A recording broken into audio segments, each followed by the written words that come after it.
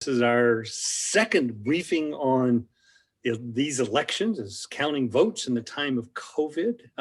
Almost exactly a month ago, we did a flash briefing looking ahead to the election with Dr. Amy Steigerwalt and Neil Kinkopf. Today, we're going to look at vote counting, court challenges, all the funny stuff around the Electoral College and more with Amy and Neil. Neil is professor of law at the GSU College of Law, an expert on electoral law and transitions. Amy Steigerwalt is professor of political science at Georgia State, political analyst, and a regular panelist on GPB's Political Rewind. And I'm sure she has been in high demand since Tuesday. So thank you both for joining us. Our program today is brought to you by the members of the World Affairs Council of Atlanta. If you're not a member, please join. If you don't want to join, please make a donation. Help us out. Need it. And I want to give a special welcome to one of our attendees, Mujahid Unsal, who's a student at a university in Izmir, Turkey, and he's with us today despite last week's earthquake in Izmir. He reports that he and his family are doing well. Please send your questions to me using the Q&A function on the toolbar at the bottom of your Zoom screen. Q&A, not chat. Make your questions short and polite. Use your name. I'm not going to ask questions that are sent in anonymously. Amy and Neil, the Consul General of Switzerland, Peter Zimmerli is in the audience. So whatever you say is going to go straight back to the Foreign Ministry in Bern. So got to make it great. Amy, let me start with you. What's the latest in Georgia? What is going on? What do we need to know? What we need to know is that we are in the midst that maybe we should start, actually, I'm going to take it back up, and that if you happen to know or see anyone that worked in polls or is in fact one of the people who is processing these ballots, they have been the heroes of all of this. They have literally been working through the night. They deserve all of our accolades and thanks for wanting to do this so quickly, because what they are doing is they are literally opening all of the ballots, they're processing them, they're running them through the scanner, and then they're uploading them.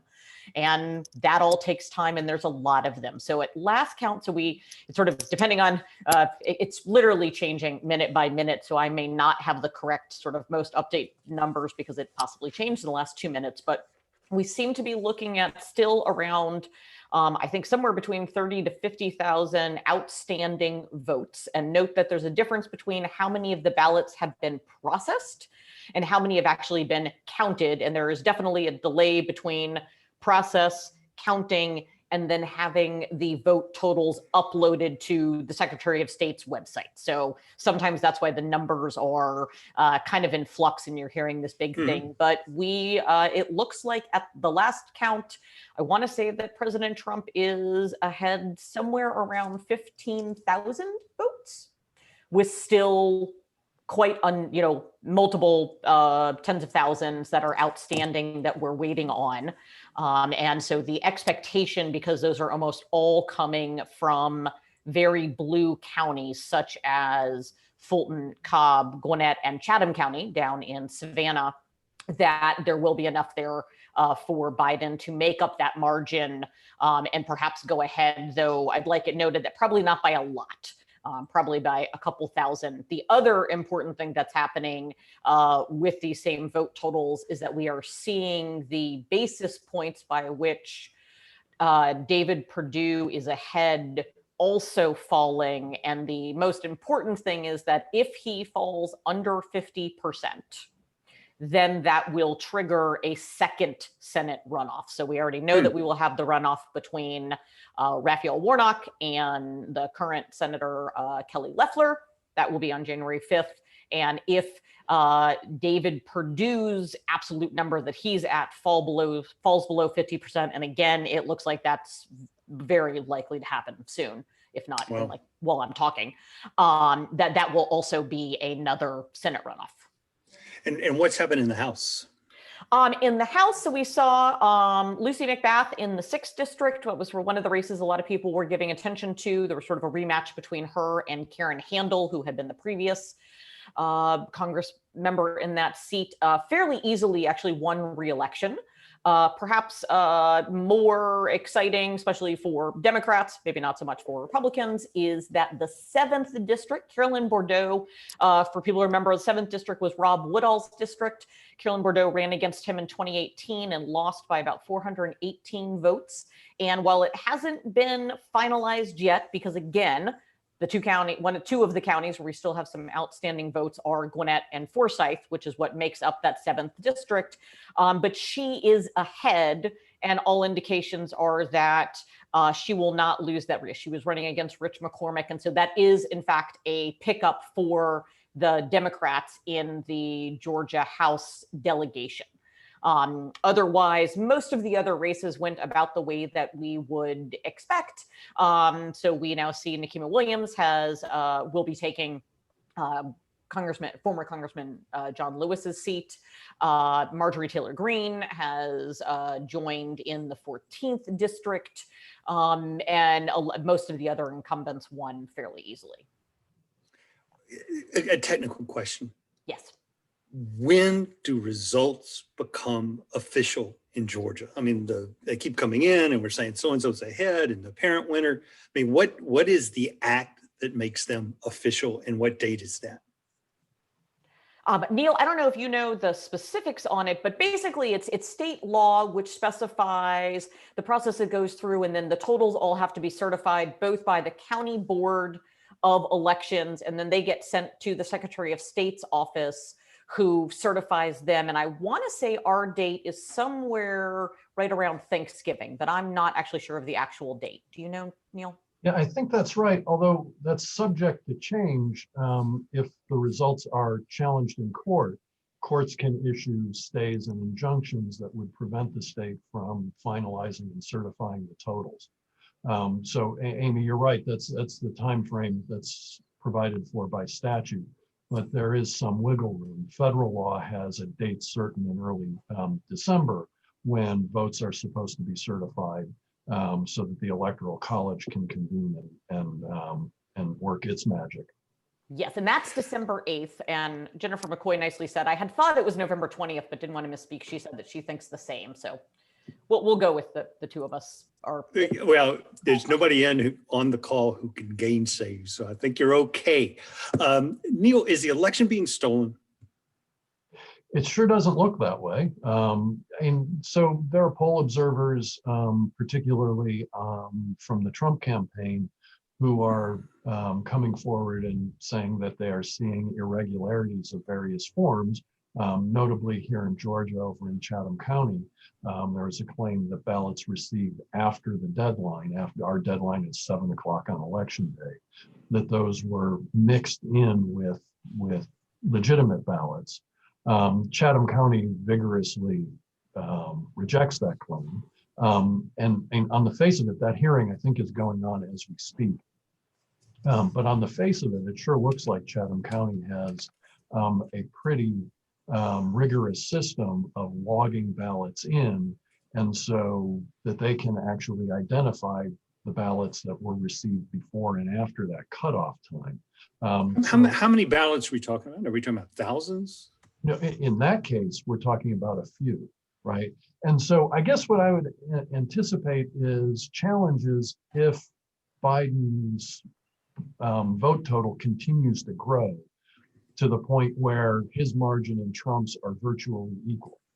At that point, these small reversals in vote totals will be really significant. And so then I think you're apt to see litigation around the state contesting small batches of ballots. So I think the one in Chatham County is not more than 50 votes. And right now, that wouldn't make a difference one way or the other in the election. But if we get down to a situation where we're within a couple thousand votes, or like Florida in 2000, within a few hundred votes, 50 is now 10% of the total you need to flip the election. And you have a few of those claims in a few counties around the state, and that can completely change the outcome. So I think the first thing we need to do in terms of kind of keeping our sanity around what's happening is get some sense on at least what the initial total seems to be, right? So once the state has stopped counting incoming ballots and we see just how much of a margin there is, we'll know whether these small bore lawsuits, in fact, will be important to the outcome. Amy, another sort of technical question. There was stuff in the news about ballots that wouldn't go through the scanners and somehow they forced them through. Do you understand that? Do you understand what that was about? Because I don't at all. So I think there's sort of a couple of different things, but let's be clear. How many times has your mail shown up and it was sort of crinkled or rumpled or squashed up, right? Because it sort of got messed up. That's what we're talking about here, right? I mean, if you're mailing back in your ballot, sometimes they don't show up pristine and clean. And right, just like remember when you try to get dollar bills and you're like doing the whole rubbing thing of trying to make sure that it'll fit through. We're talking about the same thing with the ballots, right? It's trying to make sure because they like them to be crisp and clean and they're not always. So it's trying to get them through the scanner, trying to smooth them out and make sure that that can happen. There also seemed to be, and on this one, I'm not entirely sure exactly what precisely happened, but there seemed to be some scanner malfunctions that Gwinnett in particular was dealing with yesterday, where I think some of the scanners were just simply like not working correctly also. But supposedly that has been fixed, but that's one of the reasons why we've seen a bit of a delay in reporting of the final results from Gwinnett. Okay, so here's I'm a native Georgian. I grew up here. The idea that Georgia is a battleground state is just, I mean, hard for me to really process. What has happened? How is Georgia a battleground state? I think the best answer I can give you is to take it to, if you look at that map, it used to be that you would have a little solid blue dot in Atlanta. And then the farther you got from Atlanta into the suburbs, definitely into the exurbs, then it turned red, right? Other than pockets such as over in Augusta, over in Chatham County. That map around Atlanta now is a big blue ball. All of the surrounding counties, Cobb, that's a huge one, Newton, Rockdale, Henry County, right? Obviously Fulton, DeKalb are now blue. And I don't mean just like sort of a tinge of blue, they're blue. And a lot of that is changing demographics. It is more people moving back into cities. It is influx, right? Georgia has always sort of been a fast changing population. And we've seen that as more tech companies have moved here, right? So sure, on the one hand, agriculture is still our main industry, but it is fast being overtaken by the number of national companies that are coming here and opening headquarters or sub-headquarters, the number of people who are moving back in. It's also the fact that in the sense of the makeup of the state is changing, right? We've always had the largest middle-class Black population. That has continued to grow, but so has the population of Latino voters, of Asian Americans, and most notably, they're all registering to vote and turning out. So the turnout numbers and the efforts that have been undertaken successfully to really sort of change the voting pool and ensure and hit those groups that don't usually turn out have been pretty tremendous. And so again, if you especially look at, for example, the absentee ballot requests in the 6th and 7th districts are phenomenal. And the teams on the ground there should get a ton of kudos because we saw enormous increases in voters who didn't vote at all in 2016, in voters that are under 40. We saw a huge increase in the number of Hispanic voters that were registered and the number of Asian Americans who registered and then also returned their ballots. And so a lot of it is that simply what makes up Georgia, right? In the same way, what makes up the United States is really changing. And I feel like we're kind of a microcosm of that broader discussion. I mean, I have to go back. I'm still amazed by that. Neil, you were about to say something. Yeah, so Charles, I don't think it's actually all that aberrational. I agree with Amy's analysis, and I think you're right. For the last 5 presidential elections, we haven't been a battleground. But I worked on the Bill Clinton campaign in the War Room in 1992, And we had identified 13 battleground states, and we're quite proud to have won 12 of them. But one of those 12 was Georgia. And so it was a battleground then. It was still in 96 when it went the other way, and it had been through the 80s, a battleground state.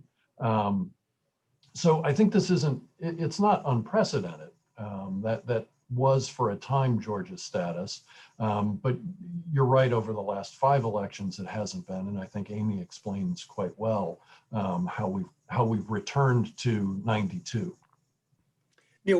What's going on in Wisconsin and Pennsylvania from a legal perspective?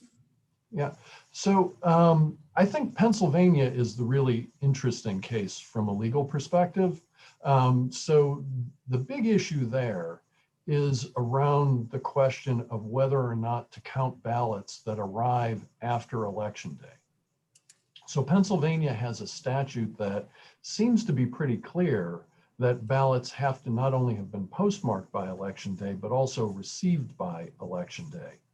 And there was litigation brought in Pennsylvania's state courts, and the state courts issued orders saying that ballots could be received up to 3 days after the election, as long as they were postmarked by the date of election.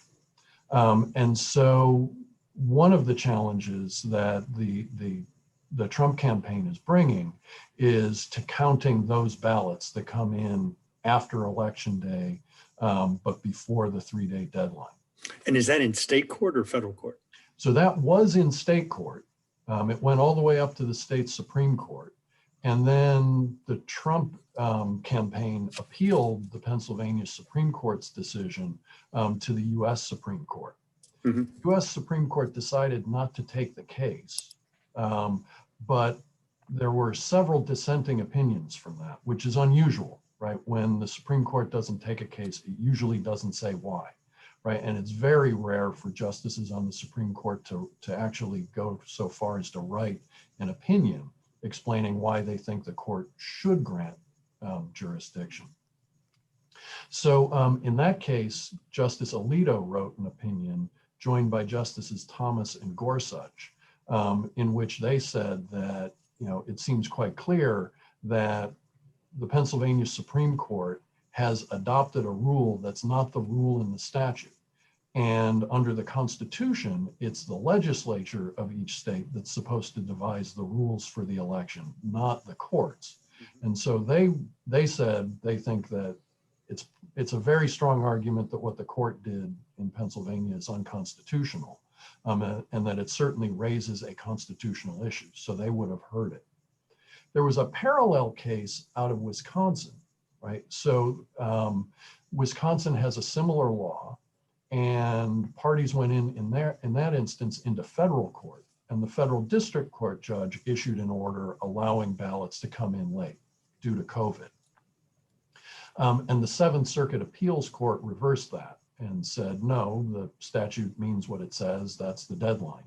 That was appealed to the Supreme Court, and the Supreme Court in that case also declined to take the case. And there also the unusual situation of opinions being written.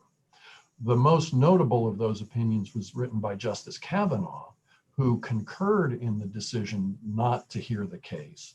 And he explained essentially the same thing that Justice Alito said in the Pennsylvania case.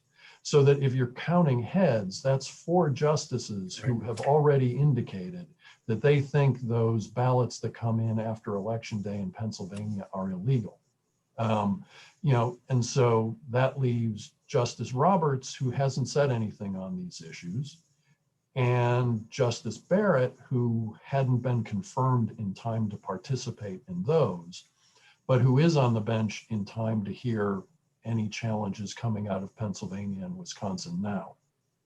Do you have any idea the number of ballots we're talking about that were postmarked on Election Day, but arrived after Election Day? I don't know that number, and the number is changing because we haven't hit the end time of that yet. I do know the Pennsylvania Secretary of State is segregating those ballots so they can be counted separately. And if the Supreme Court ultimately rules that they're not valid, they can be easily subtracted. But having said that, it becomes very difficult for the Supreme Court to make that ruling, because the Pennsylvania Supreme Court's rule was in place at the time people were deciding when to submit their absentee ballots. And so for the Supreme Court to say now, not only was the Pennsylvania Supreme Court wrong, but people who relied in good faith on the pronouncement of the Pennsylvania Supreme Court, well, sorry, your votes aren't going to count. That's an extraordinary step that the law wouldn't require. It would be a real occurrence of judicial activism for the Supreme Court to actually render that kind of a decision. But it's possible. It's what I imagine the Trump campaign will be arguing for, if those votes are crucial to the outcome in Pennsylvania, right? It's entirely possible, and I think this is what Chief Justice Roberts is quietly hoping and praying for, is that those votes won't matter, right? And so they can avoid the issue. Yeah, and the one thing I'll add on that is, at least the early indications that I've seen is that we're not talking about a lot of votes that are fitting into this particular category, because it's particularly votes that were lacking a legible postmark as well. So that was one of the big issues, was those that didn't have a legible postmark date, and whether or not if they were received up to 3 days after. And so the numbers that I'm seeing are, for example, in the hundreds, but the expectation is that Biden's lead in Pennsylvania, when they're finished counting, will be potentially in the hundreds of thousands. So. Okay, so let me ask you that. I mean, the New York Times states headline, I can't remember it exactly, Amy, but it was something like, it looks promising for Biden. How do we know what looks promising when the votes haven't been opened and recorded yet?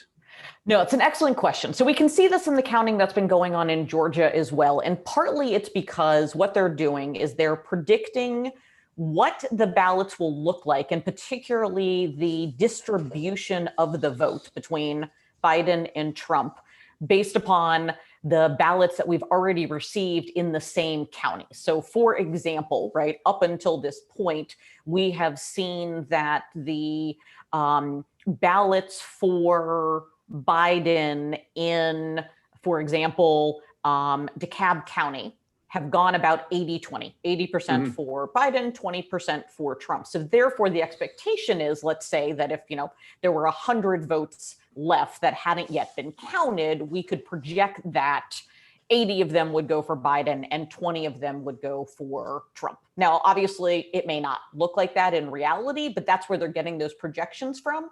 And that's what they're doing in Pennsylvania. And again, what they're doing is they're basing it on what we know about the sort of voter registration and the makeup of especially the election day votes in those particular counties. And in general, the counties that are outstanding in Pennsylvania, much like the ones that are outstanding in Georgia, are the much more traditionally blue, sort of densely populated areas. And so the numbers are quite likely to be pretty overwhelmingly in Biden's favor. In Arizona and Nevada, doesn't it appear to be going the other way? Exactly. So they're a little bit different. One of the issues that's going on there is that we sort of also, so I should note that one of the things that we also do know is that in general, later arriving absentee ballots have tended to be a little bit more Republican than Democrat. That the Democrats were returning them early, so those sort of went, they're becoming there. So that's part of it. It also has to do with the counties that they're counting, right? The ones that are being counted right now in Arizona, a number of them are more Republican leaning, and so therefore we would expect that the ballots coming out of there would more favor Trump. Okay, I've got Steve Leeds sends a message in here, and he says that the latest is that Trump in Georgia, that Trump is down to about a lead of 14,000 votes, and that David Perdue is now below 50%, which, if that holds, would lead to 2 runoffs on January 5th, not 1, which is interesting. Dr. Jennifer McCoy from Georgia State asked, do you see any non-frivolous lawsuits by the Trump campaign that could go further and slow down or change the electoral results even potentially affecting the Electoral College vote on December 14th? Well, I think so. At this point, the non-frivolous suit that I see is the one in Pennsylvania regarding votes that are coming in after Election Day. The others seem pretty frivolous. And if it's true that there are poll workers who are smuggling in ballots that are received after the deadline, that's not frivolous. That's right. That's illegal and criminal. But it really doesn't seem like there is merit to those claims. So they seem to be factually frivolous, although if true, they would be legally highly non-frivolous. So, I don't know. It depends on how close the vote ends up being. And it sure looks like the vote here in Georgia is going to end up being just razor thin one way or the other. And so the arguments over just really small numbers of ballots are anything but frivolous, because everything turns on whether or not a particular ballot is legitimately counted. If it ends up being a small few hundreds of ballots situation, all that litigation is non-frivolous. And in the normal election, that litigation doesn't happen because those are rounding errors. They just don't matter at all to the outcome of the election. So we're not used to seeing these kinds of challenges because we're not used to elections that are this close. That makes perfect sense. Amy, Jennifer McCoy asks, how do you explain that while at the state level, that the state appears to be turning blue, but the state legislature is not? I mean, what's happening there that you don't see that reflected in the results for the state legislature seats? Some of it has to do with the drawing of the district seats. So one of the things that's super important is that the party that has controlled the drawing of both congressional seats as well as state house seats has been the Republican Party. And so they have drawn districts to aid that.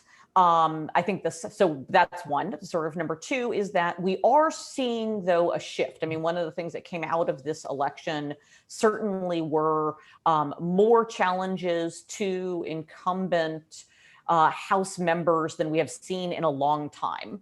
And really strong challenges. Some were successful, some were not. Not as many, I think, as Democrats were hoping were successful, but there were some, and then other ones were very real races. And so sort of the other side of that is that if in fact you want to challenge someone and you don't want to see the seat, right? If you are a Democrat and you would like to see the state house change, you need to then find a candidate. And we have a tendency to forget about state house races. And I know that sounds silly, but I'm really very serious, right? If you want to see change there, then we need to recruit candidates to run and we need to support them. It is not an easy thing to do. Recruitment itself is difficult.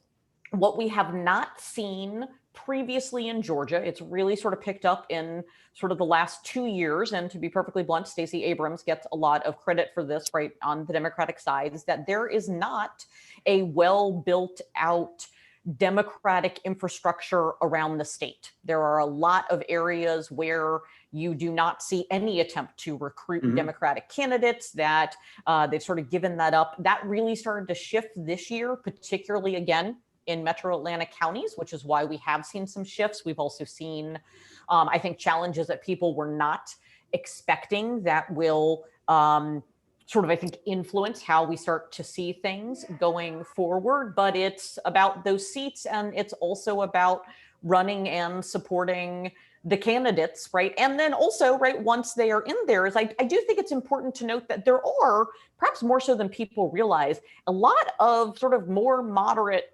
members who they are Republican, but definitely their policy positions are much more moderate, right? Those are the ones where we saw a lot of them were getting challenged. They managed to sort of pull it out.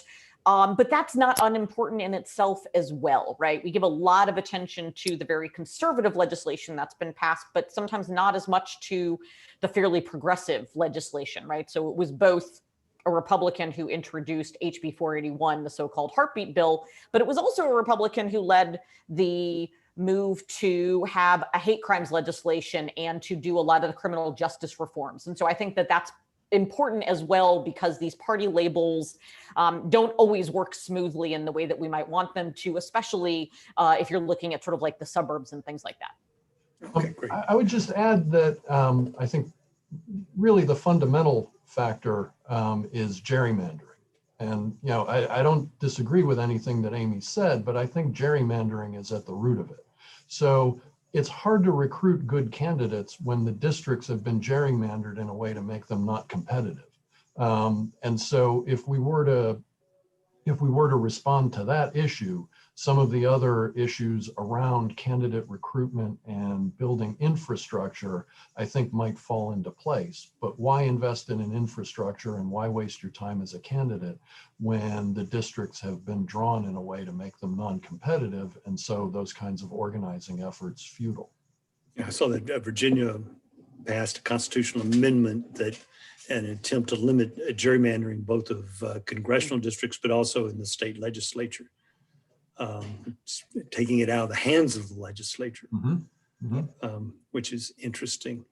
Don Daniel, a native Georgian who is in exile in Massachusetts, asks about the Justice Department announcing yesterday that armed federal agents can go into the places where the votes are being tabulated after election day. Number one, is that really happening anywhere? Or do we know that they're actually sending in agents, and for what purpose? I mean, and is that threatening in some way of the people who are tabulating the ballots, Neil? Yeah, so taking those questions in kind of reverse order, I don't think any agents have gone in, and so I'm not sure there is intimidation that's happening. But why send that advice out to U.S. attorneys' offices across the country other than to lay the groundwork for doing exactly that? And if armed federal agents end up going into and really commandeering the voting stations or the counting stations, that is unavoidably intimidating to the workers in those places, right? Someone comes in and is an armed agent from the Trump administration, that's not a neutral observer, right? And their presence isn't neutral and without impact. So that was a really chilling memo to have gone out. It was peculiar that it went out from a sort of a relatively junior figure within the Justice Department, right? It was someone who works in the office of the Deputy Attorney General, rather than even being the Deputy Attorney General himself. I mean, it would be a truly extraordinary step to send armed agents into vote counting stations. And for that kind of advice to be issued so seemingly cavalierly, right? It was really a chilling development. Amy, the Republican Party for years has been talking about that it needs to do a self-examination. It needs to attract more diverse voters. It needs to do all these things in face of a demographically changing United States. And in fact, Trump during this campaign appears to have done very little of that. And yet he's getting, at the very least, the second largest number of popular votes of any candidate in U.S. history. He's really doubled down on it. Who's misreading? What's going on? I mean, is Donald Trump right that that's what works? Is the political scientists, the people giving advice, the consultants, are they missing things? Is it the pollsters are so completely in left field they don't understand what's going on at the state level? Excellent question that I think we are all going to be trying to figure out for quite a while. I do think that one thing we should note is that it is true, right? So both Trump and Biden have been able to spur turnout in those who have not sort of routinely voted in the past. What is perhaps notable, though, is who those groups are that they've spurred turnout among, right? Trump most decidedly has been much more successful at turning out particularly white men and even more so white men who do not have college degrees, right? A group that there, is a larger one, and so they've been able to turn out that. They've also made inroads, particularly with the Latino communities in certain areas. That is certainly a place where Democrats have long said that they needed to do a better job, and kind of recognizing also that the Latino community is not at all a monolith by many ways. So certainly in Florida, you have the fact that there's a lot of anger still with the Obama administration about how they treated Cuba. And so certainly Trump was able to tap into that in particular. And we do see, again, sort of the gender shifts, right, between the two parties. And so we are seeing that, again, sort of more women are voting Democratic as opposed to Republican. And so sort of those shifts are coming. So I think it's actually both. I think it is this ability that there are these large untapped groups for all sides to be able to tap into and to mobilize. And I also think they are very distinct groups, which do show kind of differences of what the coalition should look like, or how much of a coalition it should really be, and where that spreads. And to be perfectly blunt, we see that in Georgia. I feel like Georgia is, again, sort of this microcosm where those who are going to be, for example, in the Georgia State Assembly, it is an increasingly diverse population on the Democratic side and an increasingly white male coalition on the Republican side. And that is of concern. It looks like Kate Kilpatrick managed to win re-election, but that makes her the sole Republican woman in the state Senate. She does not have very many female counterparts in the House either. There is almost no one of color in the state House who is not white and is Republican. That is of concern for long term, right? As, again, the state is shifting, as we start to see, one of the things about the new census numbers will be where have the shifts in population gone? And to Neil's point that on the one hand, there's gerrymandering, but on the other hand, there does have to be some reflection of where the population gains are. And so that could make that even sort of more difficult as a long-term thing. So I have a feeling that much like we saw a postmortem in 2012, we're going to see another postmortem about what does it like going forward. Because I will say one last thing, which is sort of nationally, I think it's not unimportant to note that the 6 House pickups that occurred for the Republicans, right, so in congressional seats, were all of them either women or people of color, or even better, women of color, right? And so that's the groups that need to start being brought in and that need to be reaching out to. And it's not going to bode well, right, if the response by the Republican Party is to go back on that.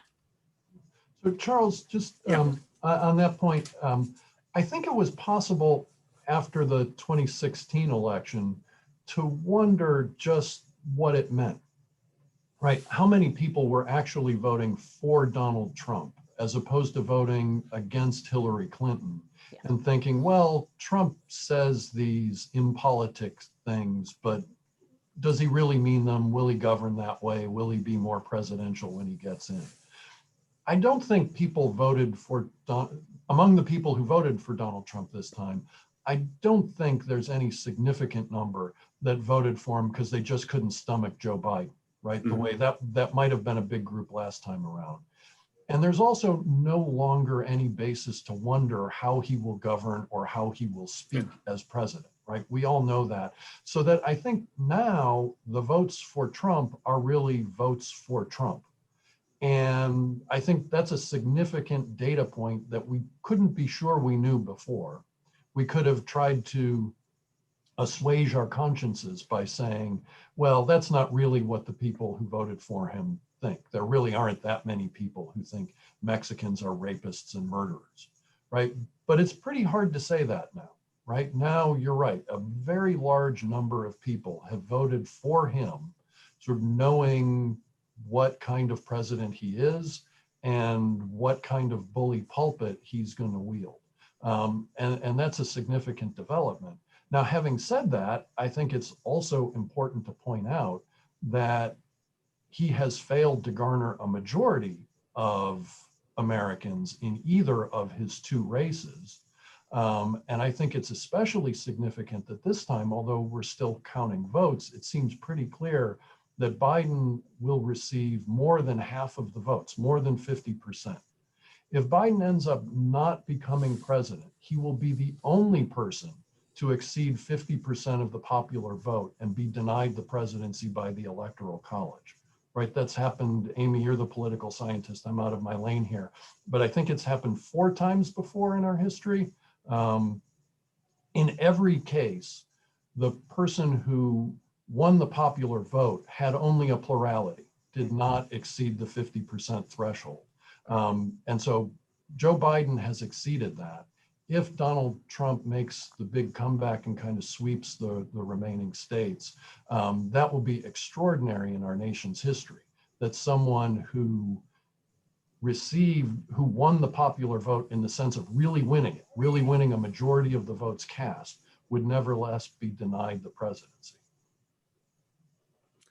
Yeah, the only thing, if I could say that I'm gonna, which is not necessarily to disagree actually with Neil, but just to make a note, is that partisanship is an incredibly strong pull for a lot of people, and we need to sort of not lose sight of that, right? That in many ways, there are a number of people where they simply are not able to vote for a member of the other party. Now, it may be that that means they simply don't vote, right? Or that they sort of hold their nose and vote, right? No matter who it might be. But I think that that is also an important part of this that is hard to separate out, that there are certain people that, of course, they voted for the Republican president. They are a Republican, right? In the same way that if they were a Democrat, they voted for the Democratic nominee. And so that does come into it. But I think more broadly, what we do see, though, and that I think we have to address much more so, is the sort of disconnect between, especially, right, this last 4 years, of who actually won the popular vote and who ended up being president. And so what that means about the country, right? How much are we kind of conflating the two things and not recognizing that the results do seem to show that the country has shifted much more center left than center right, but that isn't necessarily reflected in how the Electoral College plays out. And those are two sort of really important things. Yeah, I got a bunch of questions and we're running out of time, and I'm just going to, Michael Reeves notes that Trump made gains with African Americans in this election as well as with Hispanics. And yeah, it's correct. Yeah, I'm sure that Amy and Jennifer McCoy and political scientists around the country are going to be, breaking down and looking at, various subgroups and how their vote has changed. It's almost all with men. Yeah.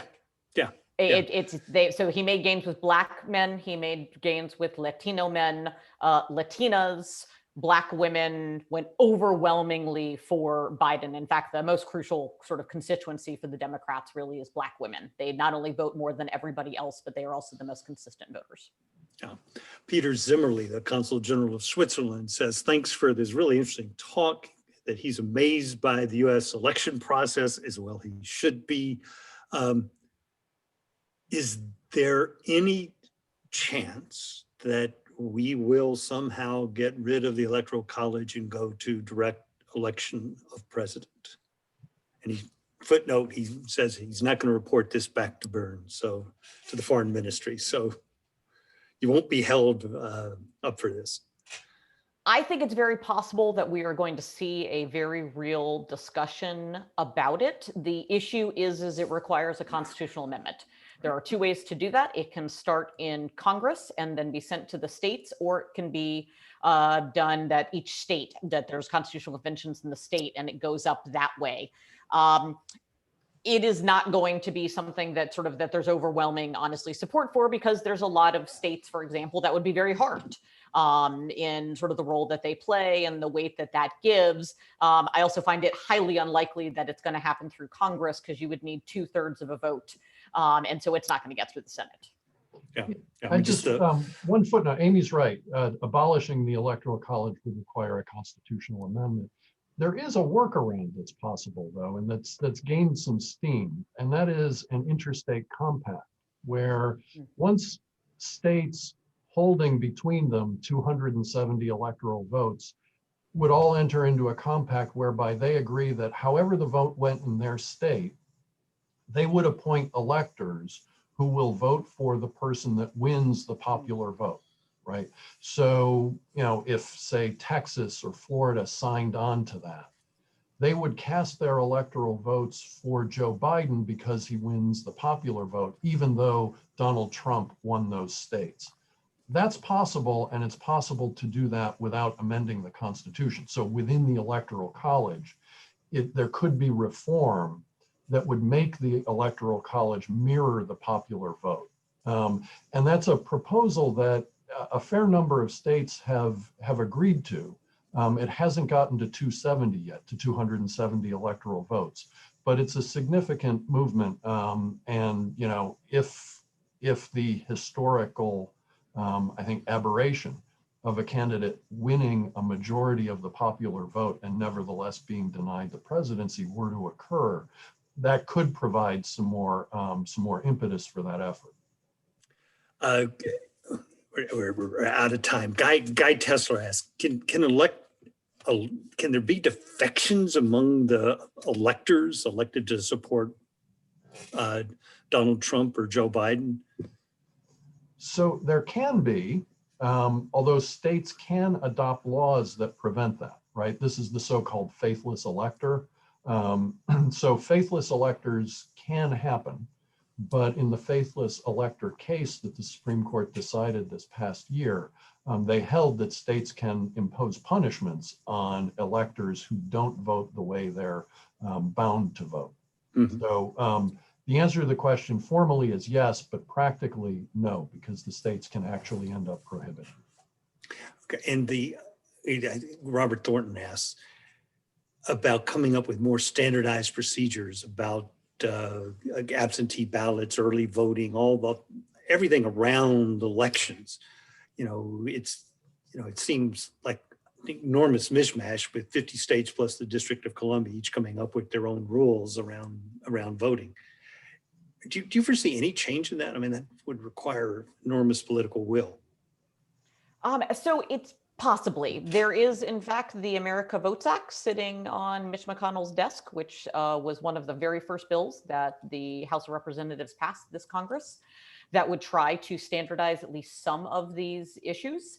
Part of it is that there has not necessarily, as you said, been political will on both sides to do so. I think some of the other issue is that there is a limit to what can in fact be standardized because the administration of elections is left to states. Right. And then many states, Georgia is actually an excellent example of it, have then decentralized that out to the counties. So that is why, for example, in Georgia, so there are things Georgia could do if they wanted to, that would be much easier, is, for example, standardize what are the days, how many days and how many hours per day early voting sites have to be open. Right now, that is actually left up to the counties.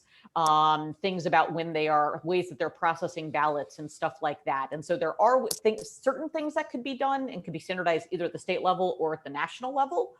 But then there's other ones where, particularly at the national level, there are some limits to what could be standardized. Yeah. So the Constitution does vest that authority in the states, but subject to congressional regulation. Congress has never really exercised that power, but I think they could. Although, yeah, I think you were right, Charles, to raise the memo from the Justice Department yesterday. That strikes me as a powerful counterpoint, because if election administration were centralized, say in the Justice Department, I mean, how much faith would you have in the way they were counting ballots? After that memo yesterday, and after Bill Barr's performance in politicizing the department over the last 2 years, that seems like a problem. And the wisdom of decentralization, right, seems much more apparent. Well, and you also run into, there's a couple legal questions. So Neil can probably talk on the specifics better than I can at the off the top of his head. But there was a push a couple years ago to try to centralize voting registration nationally and sort of come up with a mechanism to do that through sort of the motor voter laws. There was also a national push on that, but that ended up going to the court, and there were some legal challenges raised about to what degree that infringed on states' ability to administer the elections themselves. So that's sort of the other part that we run up against too, especially at the national level.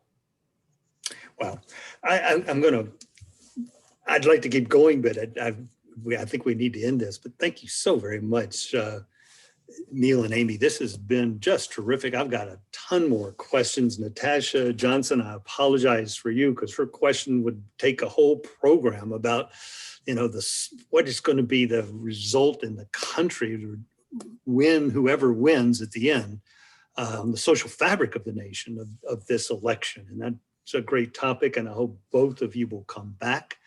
I want to thank everybody who's been with us today. Please join the World Affairs Council of Atlanta. If you live somewhere else, join the World Affairs Council where you live in order to support programs like this. We've got 2 amazing programs next week, which I want you all to attend. November 10th, which is Tuesday, program, The Hunger Crisis, Fighting Food Insecurity During a Pandemic. World Food Program won the 2020 Nobel Peace Prize. This is a program about what the World Food Program and its US subordinate World Food Program USA are doing to deal with an extraordinary hunger crisis worldwide. We've got more hungry people in the world now than ever before. And then November 12th, a week from today, we've got a program on the US-Korea agenda, either with President Trump or with President-elect Biden. What happens? It's with the former US Ambassador to Korea, Mark Lippert, and Michael Green from the Georgetown School of Foreign Service, who is also the Senior Vice President for Asia at the Center for Strategic and International Studies. Thanks to you all for joining us today, and thanks especially to Fernanda Lucchine, the Executive Director of the World Affairs Council of Atlanta. This has been great. Amy, Neil, please come back. Can I call on you again? It's been fun. Definitely. And particularly if we got these 2 senatorial runoffs, we're going to need your advice, what's happening and what's going on. So thank you very, very much. This has been terrific. Thank you. Goodbye, everybody. Thanks.